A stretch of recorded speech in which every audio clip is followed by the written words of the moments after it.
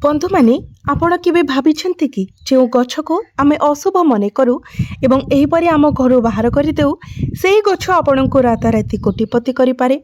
बंधु माने मु आजिर भिडियो रे आपण को नागफेणी विषय कहूछि। यह एपरि एक गछ जाहाको लोक माने देखिबा मात्रे सहजत भाबरे एड़ाई दियन्ते, कारण यार तीक्ष्ण एवं भेदक कंटारे परिपूर्ण। तथापि तंत्रशास्त्र एवं प्राचीन गुप्त ग्रंथ अनुसार नागफेणी को धनर देवता भगवान कुबेरंकर स्वरूप भाव माना जाए।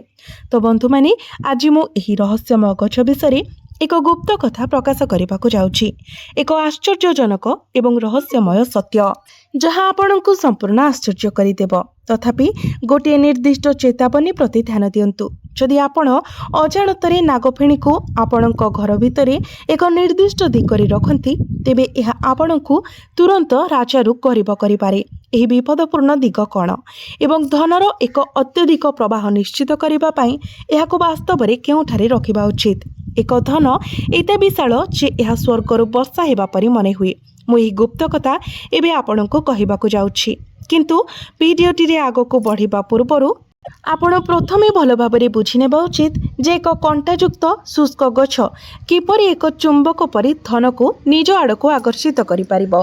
ब्रह्मांडर प्रत्येक वस्तुर निजस्व अनन्य शक्ति रहिछि। किछि वस्तु सकारात्मक एवं हितकर शक्ति को आकर्षित करे, जेतेबेले कि अन्य गुड़िक नकारात्मक शक्ति को स्थायी भाबरे निरपेक्ष एवं नष्ट करिबा पाई कार्य करे। नागफेणी उद्भिद एही दुईटी रहस्यमय महाजागतिक शक्तिर एक उल्लेखनीय संगम को प्रतिनिधित्व करे। यार कंटा केवल आत्मरक्षा पाई नुहे बरं से माने अदृश्य महाजागतिक आंटीना भाबरे कार्य करती।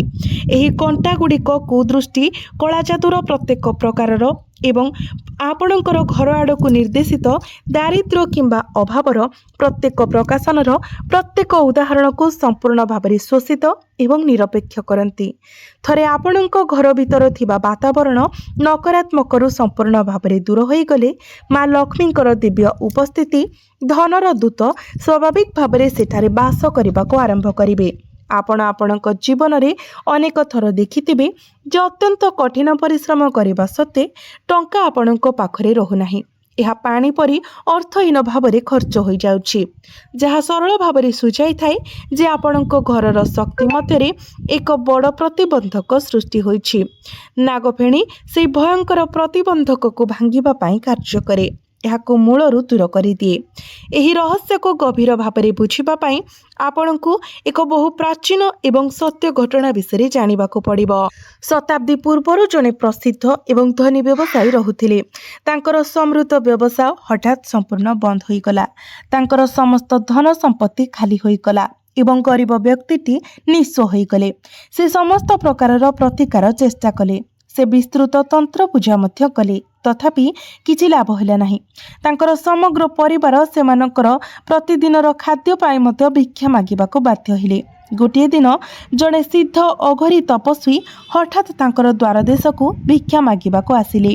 कांदी कांदी व्यवसायी जनक ज्ञानी तपस्वी निकटरे तांकर दुखर समग्र कहानी वर्णना कले। तपस्वी किछि समय पाई ध्यान कले, तापरे हसी हसी कहिले, तुम घरे प्रकृतरे धनर अभाव नाही, बरं तुम परिवार शत्रुर कुदृष्टिर शिकार होइछि। तुमर सफलता एक अदृश्य अंधकार शक्ति द्वारा बंधन होइछि, जहाँ तुमर प्रत्येक प्रयास को बाधा देउछि।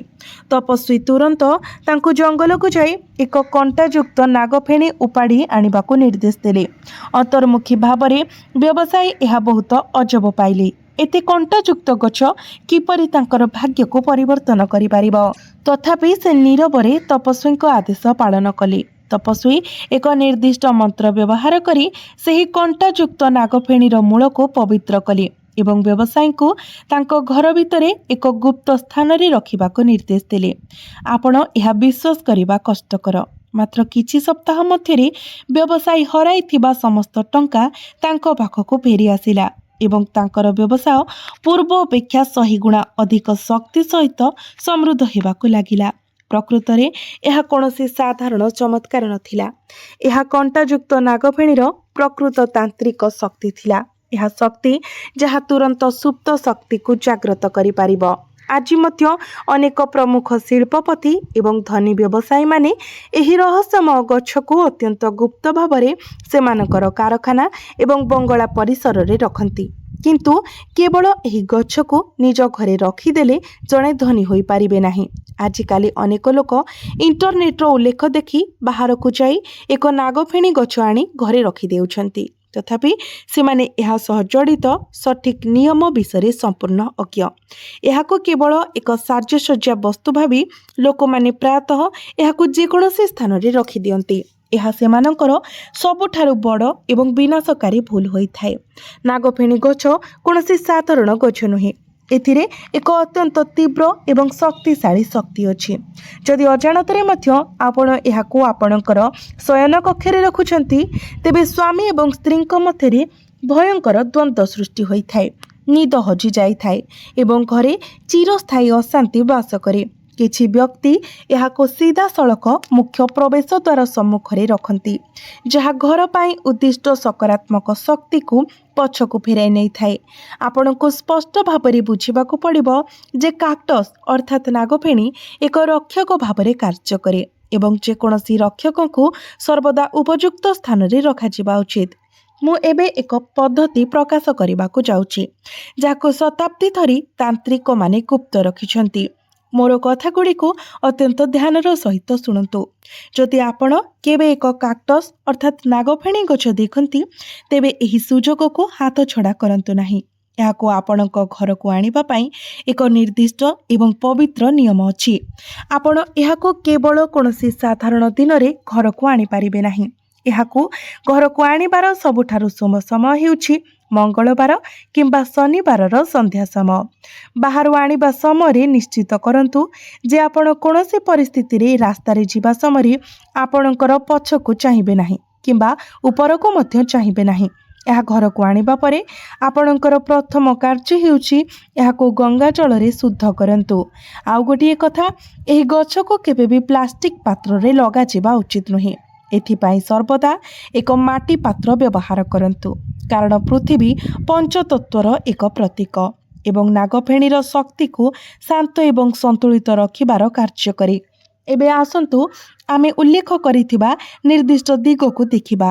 ଆପଣ କେବେ ବି ଭୁଲରେ ମଧ୍ୟ ନିଜର ଘରର ଐଶାନ୍ୟ କୋଣରେ ଏହାକୁ ରଖିବା ଉଚିତ ନୁହେଁ।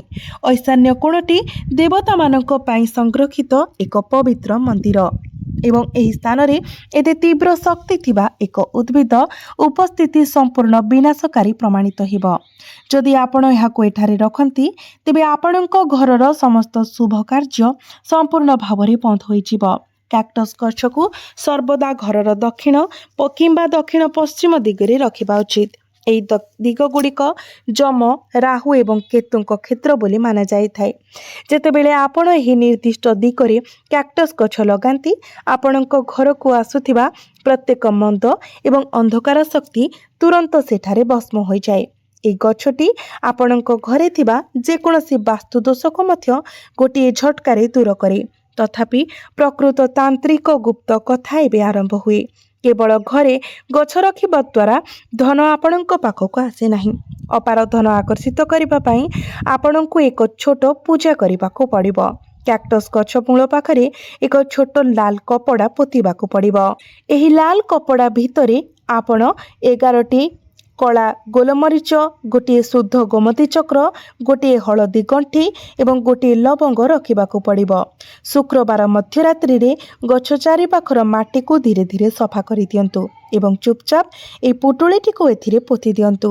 ଏହି କାର୍ଯ୍ୟ କରିବା ସମୟରେ କେହି ଆପଣଙ୍କୁ ନ ଦେଖନ୍ତି ସେଥିପ୍ରତି ସତର୍କ ରୁହନ୍ତୁ। ଗଛର ମୂଳ ଧୀରେ ଧୀରେ ତଳେ ପୋତା ହୋଇଥିବା ଲାଲ କପଡ଼ା ସହିତ ସମ୍ପର୍କ ସ୍ଥାପନ କରିବ। ଆପଣଙ୍କ ଘରେ ଧନର ପ୍ରବାହ ବଢ଼ିବାକୁ ଲାଗିବ। ଏହା ଏକ ଅବିଶ୍ୱସନୀୟ ତାନ୍ତ୍ରିକ ଉପଚାର, ଯାହା କେବେ ବି ବିଫଳ ହେବ ନାହିଁ। ଆପଣଙ୍କର ଆର୍ଥିକ ପରିସ୍ଥିତି ହଠାତ୍ ଏଭଳି ବୃଦ୍ଧି ପାଇବ ଯେ ଆପଣଙ୍କର ପଡ଼ୋଶୀମାନେ ମଧ୍ୟ ଆଶ୍ଚର୍ଯ୍ୟ ହୋଇଯିବେ। ଧନର ପ୍ରବାହ ପାଇଁ ରାସ୍ତା ଖୋଲିଯିବ। ଏହି ଘଟଣା ବିଜ୍ଞାନ ଏବଂ ତନ୍ତ୍ର ଉଭୟର ଏକ ଅନନ୍ୟ ମିଶ୍ରଣକୁ ପ୍ରତିନିଧିତ୍ୱ କରେ। କାକ୍ଟସ୍ର ତୀକ୍ଷ୍ଣ କଣ୍ଟାଗୁଡ଼ିକ ଏକ ସ୍ୱତନ୍ତ୍ର ଚୁମ୍ବକୀୟ ଗୁଣ ଧାରଣ କରେ। ଏହି ଗୁଣ ଦ୍ରୁତ ଗତିରେ ମହାଜାଗତିକ ଧନ ଶକ୍ତିକୁ ନିଜ ଆଡ଼କୁ ଆକର୍ଷିତ କରେ। जदि आपण कौनसी व्यवसाय करूछंती, दुकान चलाउछंती किंबा कारखाना चलाउछंती एवं आपणक पाखरे ग्राहकंकर घोर अभाव रहुछि, तेबे आपणक परिसरर दक्षिण पश्चिम कोणरे एक छोट कैक्टस गछ रखंतु। आपण व्यक्तिगत भाव में सही स्थान रे शक्तिर एक संपूर्ण परिवर्तन अनुभव करिवे। सेठारे काम करुथुबा लोकंकर आलस्य दूर होइछिबो एवं ग्राहकंकर एक विशाल प्रवेश आरंभ होइबो। आमर प्राचीन संस्कृति रे ज्ञानी ऋषि एवं द्रष्टव्य माने प्रकृत रे प्रत्येक उपादानर गभीर बुझामणा करिथिले। तांकर ज्ञान द्वारा से जानी पारिथिले जे केउ निर्दिष्ट गछ केउ ग्रह सह जड़ित। कंटायुक्त कैक्टस मंगल एवं केतुंक सह जड़ित सीधा सड़क एवं गभीर संपर्क रखिछि। जेतेबेले केतु आपणक जीवन उपरे एक गुरुतर प्रतिकूल प्रभाव पकाई थाए, सेतेबेले हठात आर्थिक क्षति घटे, दुर्घटना घटे एवं आपणकर सुचिंतित योजना गुड़िक विपर्ययजनक भाव भूल हो जाए। एपरी परिस्थिति रे कंटायुक्त सहित जड़ित यह सरल प्रतिकार केतुर समस्त नकारात्मक प्रभाव को संपूर्ण भाव में निरपेक्ष करे। जेतेबेले मंगल ग्रह दुर्बल हुंती, जड़े व्यक्तिंकर साहस भांगी जाए, से माने पराजय रे हार मानि जाती, तो मंगलंकर से भयंकर अग्नि को पुनर्बार जाग्रत करिबा पई आपणको आपणक मनरे थिबा प्रत्येक भयर मुकाबिला करिबाकू एवं विजय प्राप्ति करिबाकू जदि आपण परिवारर सदस्य माने बारंबार असुस्थ हेउछंती किंबा आपणको निजको औषध पाई अत्यधिक खर्चांत हेबाकू पड़ुछि, तेबे एही गछर चमत्कार शक्ति आपणको आश्चर्य करिदेब। एहार अदृश्य कंपन घरर वायुमंडल रे समस्त जीवाणु एवं नकारात्मक शक्ति को शोषित करिब। सेही उपादान गुड़िक जहा रोग को जन्म दिए। आपणको पाई एहा बुझिबा मध्य गुरुत्वपूर्ण जे कंटायुक्त गछ एक रहस्यमय उद्भिद जहा बहुत कम पानी रे बंची रहिबाको सक्षम। एहाको प्रत्येक दिन पानी देबार आवश्यकता नाही। एहार आउ एक महान रहस्य, यह जीवन रे संयम एवं धैर्यर प्रतीक भाव में ठिया होइछि। जेपरि यह दुर्लभ संबल मध्य सबुझिमा रही थाए, सेहीपरि यह आपणक जीवन रे अपार समृद्धि एवं प्रचुरता आनी थाए। जेतेबेले आपणकर आय साधारण थाए, थरे आपण एही गछर पात्रर माटी रे उपरोक्त लाल कपड़ा पोती सारिबा परे प्रत्येक शुक्रवार संध्या रे एहा पाखरे एक सोरिष तेलर दीप जालंतु। दीप जाळेबा समय पूर्ण हृदय ध्यान करंतु एवं माँ लक्ष्मी एवं भगवान कुबेरंकर आशीर्वाद प्रार्थना करंतु। आपण निजे देखिबे जे वर्ष वर्ष धरी अटकी रहितिबा कार्य गुड़िक किपरि स्वतः स्फूर्त भाव में समाधान हेबा आरंभ करिब। एहा व्यतीत जदि केही दीर्घ दिन धरी आपणक ठारू टंका ऋण नहीं ताहा परिशोध करुनाहांती, तेबे सही व्यक्ति निजे आपणक पाखक आसिबे एवं आपणकर समस्त टंका फेरस्त करिवे।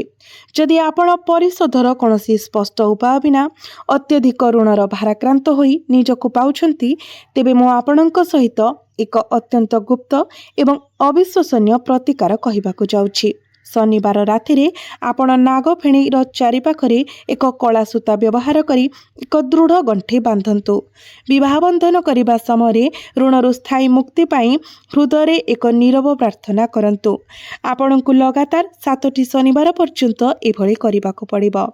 कैक्टस गछ बढ़िबा सहित आपणकर भारी ऋण परिशोधर रास्ता स्वतःस्फूर्त भाव में खोलीजिबो। आपणक जीवन रे नूतन सुजोगर सम्मुखीन हेबे। अप्रत्याशित उत्सरू हठात आर्थिक लाभ आपणक पाखक आसिबो एवं आपण ऋणर भयंकर फासरू सबदिन पाई मुक्त हेबे। यह व्यतीत जदि कौनसी प्रियजन जहाको आपण गभीर भाव में भल पाउछंती, से जदि खराब संगति रे पड़िछंती, तेबे सेही व्यक्ति द्वारा पिंधा पोशाकरू एक छोट सूता नियंतु एवं एहाकू कैक्टस गछ मूल पोति दियंतु। आपण देखिबे किछि दिन मध्यरे सेमानकर मन सेही नकारात्मक अभ्यास दूरे जिबा आरंभ करिब। तेबे बंधु माने कैक्टस गछ जदि केबे सुखी जाए किंबा पचिबाको आरंभ करे, तेबे भयभीत हुंतु नाही। यह अशुभ लक्षण नुहे। यह एक स्पष्ट सूचक जे आपणक परिवार उपरे एक बड़ विपर्य आसुछि। एक गुरुत्वपूर्ण गुप्त आक्रमण आसन्न थिला, जहाको एही चमत्कारी गछ निज उपरको शोषित करि नेछि। एपरी परिस्थिति रे सुखी जाइथिबा गछटिको सम्मानर सहित निर्जन स्थान रे रखंतु किंबा जल रे प्रवाहित करि दियंतु। तुरंत एक नूतन कैक्टस गछ को यार स्थान को आणंतु। एई गछटी आपणक परिवार पई एक दृढ़ ढाल भाବରେ कार्य करे। जे पर्यंत यह आपणक घरे रही थाए कौनसी दुष्ट शक्ति आपणक द्वार पार करि परिबो नाही। यह आपणक परिवारर प्रत्येक सदस्य को सुरक्षा दिए। प्रायतः सामाजिक विचारर भୟରେ किंबा अंधविश्वास जोगु लोक माने एपरि आश्चर्यजनक शक्ति ठारू दूरेई जाती। से माने भूले विश्वास करती जे घर भितर कंटायुक्त जिनिस केवल विवाद एवं जंत्रणा बढ़ाए। तथापि प्रकृतिर नियम एते सरल नुहे। एक गोलाप जहाँ सौंदर्यर प्रतीक ताहा कंटा सहित रही थाए एवं फूल को सुरक्षा देबा पाई काम करे। सेहीपरि एही कैक्टस गछगुड़िक मध्य आपणक खुशी धन एवं मनर शांति को सुरक्षा देबा पाई प्रस्तुत होइछि। जो दिन आपण एही गभीर रहस्य को बुझिबे आपणक जीवनर अधा कष्ट आपे आपे उभेई जिवो।